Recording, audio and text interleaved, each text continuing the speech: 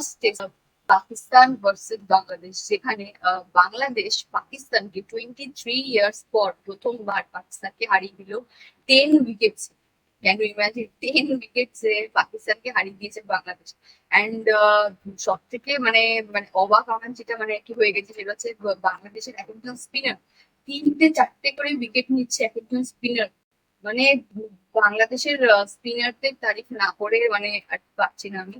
বাংলাদেশের স্পিনাররা খুবই ভালো খেলেছে, নো ডাউট। অ্যান্ড বাংলাদেশের লিটন দাস কিন্তু 80% গেমটাকে ঠিক করে দিয়েছে বাংলাদেশের জন্য, right? 80% of the game Liton Das কিন্তু ঠিক করে দিয়েছে বাংলাদেশের জন্য।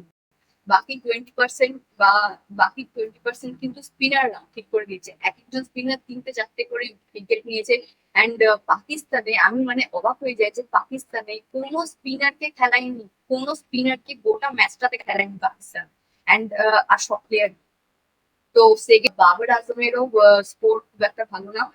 বাবর আজমও লাস্ট 2022-তে 50 করেছিল। 2022-তে লাস্ট 50 করেছিল সে। বাবর আজমকে যেখানে কিং কোহলির সাথে মানে কি কোন মুখে তুলনা করা হয় যে কিং কোহলির সাথে, আমি এখনো মানে আই এম শক যে কিং কোহলির সাথে কোহলি আর কোথায় বাবর আজম।